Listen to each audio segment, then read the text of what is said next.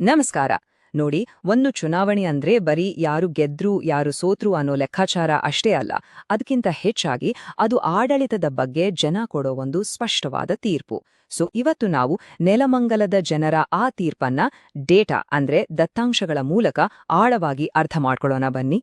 ನಾವಿವತ್ತು ಗಮನ ಹರಿಸ್ತಿರೋದು ಬೆಂಗಳೂರು ಗ್ರಾಮಾಂತರ ಜಿಲ್ಲೆಯ ಒಂದು ಅತ್ಯಂತ ಪ್ರಮುಖವಾದ ಕ್ಷೇತ್ರ, ನೆಲಮಂಗಲ. ಇದು ನಿಮ್ಗೆ ಗೊತ್ತಿರುವ ಹಾಗೆ ಪರಿಶಿಷ್ಟ ಜಾತಿಗೆ ಮೀಸಲಾದ ಒಂದು ಕಾನ್ಸ್ಟಿಟ್ಯೂವೆನ್ಸಿ. ಪ್ರಶ್ನೆ ಇಷ್ಟೇ, 2023ರ ಎಲೆಕ್ಷನ್ನಲ್ಲಿ ಮತ ಹಾಕಿದ ಆ 1,72,882 ಜನರ ಧ್ವನಿ ನಿಜವಾಗಿ ಏನ್ ಹೇಳ್ತಿದೆ? ಅವರು ಕಳಿಸಿದ ಆ ಮೆಸೇಜ್ ಏನು? ಅದನ್ನೇ ನಾವು ಡಿಕೋಡ್ ಮಾಡಬೇಕಾಗಿದೆ. ಯಾವುದೇ ಒಂದು ವೋಟಿಂಗ್ ಪ್ಯಾಟರ್ನ್ ಅನ್ನ ಅರ್ಥ ಮಾಡ್ಕೋಬೇಕು ಅಂದ್ರೆ ಮೊದಲು ನಾವು ಅಲ್ಲಿನ ಜನರ ಬದುಕಿನ ಒಳಗೆ ಇಣುಕಿ ನೋಡ್ಬೇಕು ಅಲ್ವಾ? ಅವರ ದಿನನಿತ್ಯದ ಸವಾಲುಗಳೇನು, ಅವರ ಬದುಕಿನ ವಾಸ್ತವ ಏನು ಅನ್ನೋದನ್ನ ಮೊದಲು ತಿಳ್ಕೋಬೇಕು. ನೆಲಮಂಗಲದ ಚಿತ್ರಣವನ್ನೇ ನೋಡಿ. ಇಲ್ಲಿ ಹೆಚ್ಚು ಕಮ್ಮಿ 77% ಜನಸಂಖ್ಯೆ ಗ್ರಾಮೀಣ ಪ್ರದೇಶದ್ದು. ಇದರ ಅರ್ಥ ಏನು? ಸಿಂಪಲ್. ಇಲ್ಲಿನ ರಾಜಕೀಯದ ಗತಿಯನ್ನ ನಿರ್ಧಾರ ಮಾಡೋದು ಕೃಷಿ ಮತ್ತು ಹಳ್ಳಿಯ ಸಮಸ್ಯೆಗಳು. ನಗರದ ವಿಷಯಗಳಿಗಿಂತ ಇವೇ ಇಲ್ಲಿ ಮುಖ್ಯ. ಹೌದು, ಇದು ಎಸ್ಸಿ ರಿಸರ್ವ್ಡ್ ಕ್ಷೇತ್ರ. ಆದ್ರೆ ಇಲ್ಲಿನ ಸೋಷಿಯಲ್ ಫ್ಯಾಬ್ರಿಕ್ ಅಂದ್ರೆ ಸಾಮಾಜಿಕ ರಚನೆ ಇದೆಯಲ್ಲ, ಅದು ತುಂಬಾ ಕುತೂಹಲಕಾರಿ. ಸುಮಾರು 21.6% ಎಸ್ಸಿ, 4% ಎಸ್ಟಿ ಇದ್ದಾರೆ. ಆದ್ರೆ ಬಹುಪಾಲು ಅಂದ್ರೆ ಸುಮಾರು 78%ನಷ್ಟು ಜನ ಒಬಿಸಿ ಮತ್ತೆ ಇತರೆ ಸಮುದಾಯದವರು. ಈ ಒಂದು ಕಾಂಪ್ಲೆಕ್ಸ್ ಇಕ್ವೇಷನ್ ಇದೆಯಲ್ಲ, ಇದೇ ಇಲ್ಲಿನ ರಾಜಕೀಯದ ಆಟವನ್ನೇ ನಿರ್ಧರಿಸೋದು. ಜನರ ಬದುಕು ಕಟ್ಟಿಕೊಂಡಿರೋದು ಹೇಗೆ ಅಂತ ನೋಡಿದ್ರೆ 2011ರ ಸೆನ್ಸಸ್ ಪ್ರಕಾರ ಇಲ್ಲಿ ದುಡಿಯೋರ ಸಂಖ್ಯೆ 92,745. ಇವರಲ್ಲಿ ಜಾಸ್ತಿ ಜನ ರೈತರು, ಇಲ್ಲಾಂದ್ರೆ ಕೃಷಿ ಕೂಲಿ ಕಾರ್ಮಿಕರು. ಇಲ್ಲಿ ಸ್ಥಳೀಯವಾಗಿ ದೊಡ್ಡ ಇಂಡಸ್ಟ್ರಿಗಳಿಲ್ಲ. ಹಾಗಾಗಿ ಉದ್ಯೋಗಕ್ಕೋಸ್ಕರ ಪ್ರತಿದಿನ ಸಾವಿರಾರು ಜನ ಬೆಂಗಳೂರಿಗೆ ಹೋಗಿ ಬರುವ ಅನಿವಾರ್ಯತೆ ಇದೆ. ಇದೊಂದು ದೊಡ್ಡ ಸವಾಲು. ಜನರ ಪ್ರಮುಖ ಅಹವಾಲುಗಳು ಏನು ಅಂತ ಕೇಳಿದ್ರೆ ಒಂದು ಲಿಸ್ಟ್ ಇದೆ. ಮೊದಲನೇದಾಗಿ ಕುಡಿಯೋ ನೀರು. ಹರ್ ಘರ್ ಜಲ್ ಸ್ಕೀಮ್ ಇನ್ನೂ ಪೂರ್ತಿಯಾಗಿಲ್ಲ. ಎರಡನೇದು ರಸ್ತೆಗಳು ಸಂಪೂರ್ಣ ಹದಗೆಟ್ಟಿವೆ. ಹೈವೇ ಪ್ರಾಜೆಕ್ಟ್ಗಳು ವರ್ಷಗಳಿಂದ ಡಿಲೇ ಆಗ್ತಾನೇ ಇವೆ. ಮೂರನೇದು ಯುವಕರಿಗೆ ಸ್ಥಳೀಯವಾಗಿ ಉದ್ಯೋಗ ಅನ್ನೋದೇ ಇಲ್ಲ. ಕೊನೆಯದಾಗಿ ಪಿಂಚಣಿ, ಸರ್ಕಾರದ ಬೇರೆ ಸೌಲಭ್ಯಗಳು ಸರಿಯಾದ ಸಮಯಕ್ಕೆ ತಲುಪ್ತಿಲ್ಲ. ಇದೆಲ್ಲ ಅವರ ದಿನನಿತ್ಯದ ಬದುಕಿನ ಭಾಗವೇ ಆಗ್ಬಿಟ್ಟಿದೆ.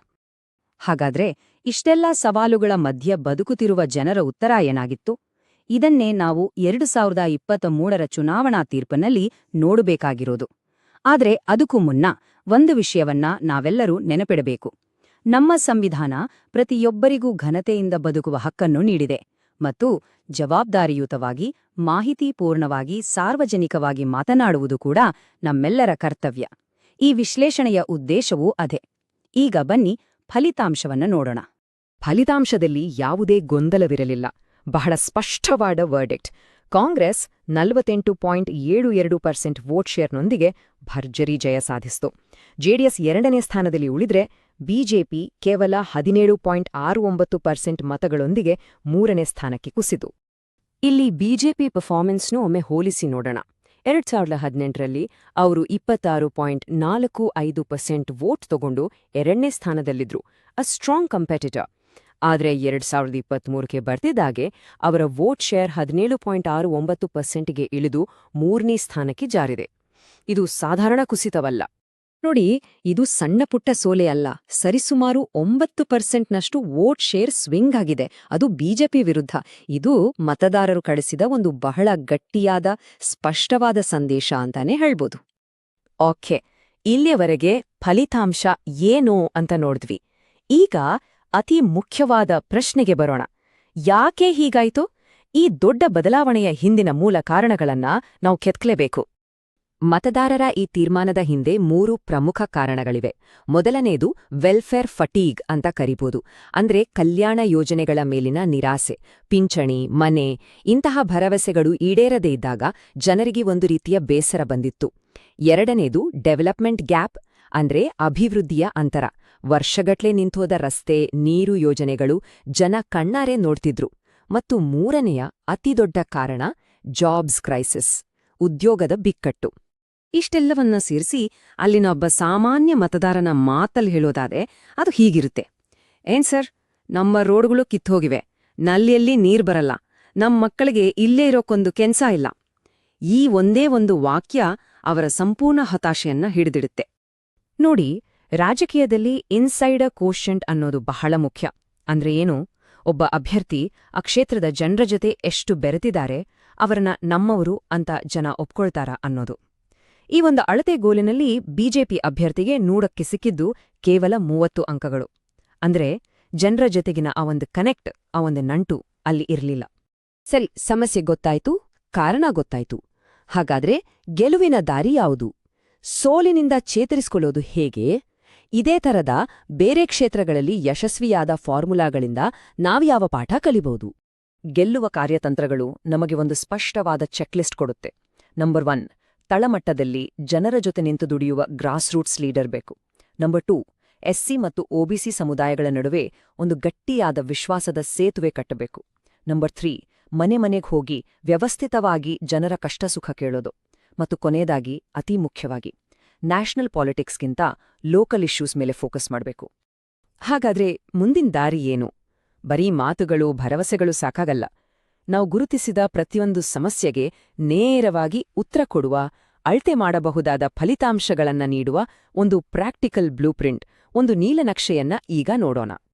ಈ ಬ್ಲೂಪ್ರಿಂಟ್ನಲ್ಲಿ 3 ಮುಖ್ಯವಾದ ಮಾಡಿ ತೋರಿಸಬಹುದಾದಂಥ ಪ್ಲೆಡ್ಜಸ್ ಇವೆ. 1, ನೆಲಮಂಗಲದಿಂದ ಕಿಯಾಗೆ ಹೋಗೋ ಎಕ್ಸ್‌ಪ್ರೆಸ್‌ವೇಯನ್ನ ಫಾಸ್ಟ್ ಟ್ರ್ಯಾಕ್ ಮಾಡಿ ಮುಗಿಸೋದು.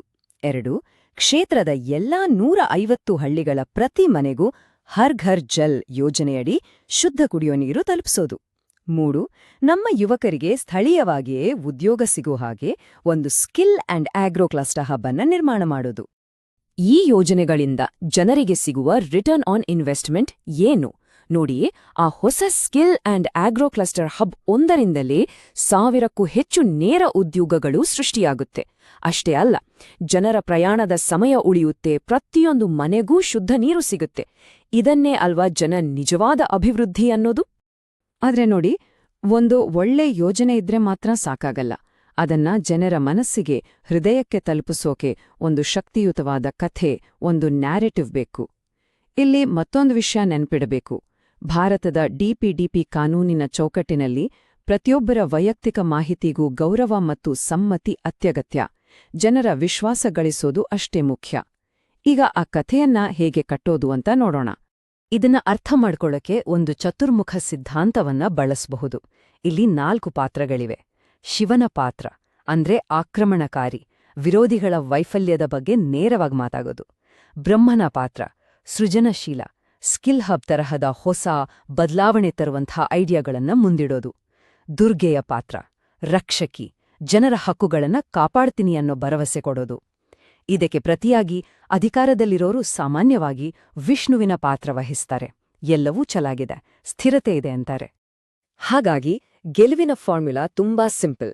ಜನರ ರಕ್ಷಣೆಯ ಭರವಸೆ ಜೊತೆಗೆ ಅಭಿವೃದ್ಧಿಯ ನಾವೀನ್ಯತೆಯನ್ನ ಸೇರ್ಸಿದ್ರೆ ಅದು ಅಧಿಕಾರದಲ್ಲಿರುವವರ ಸ್ಟೇಟಸ್ ಕೋ ಅಂದ್ರೆ ಯಥಾಸ್ಥಿತಿಯ ವಾದವನ್ನ ಖಂಡಿತವಾಗಿ ಮೀರಬಲ್ಲದು. Protection plus innovation is always greater than status quo. ಹಾಗಾದ್ರೆ ನನ್ನ ಕೊನೆಯ ಪ್ರಶ್ನೆ, ಡೇಟಾ ಆಧಾರಿತ ಒಂದು ಸ್ಪಷ್ಟ ನೀಲನಕ್ಷೆ ಮತ್ತು ಒಂದು ಹೊಸ ನಿರೂಪಣೆ ಒಂದು ಹೈ ರಿಸ್ಕ್ ಕ್ಷೇತ್ರವನ್ನ ಒಂದು ಐತಿಹಾಸಿಕ ಅವಕಾಶವಾಗಿ ಬದಲಾಯಿಸಬಲ್ಲದೆ?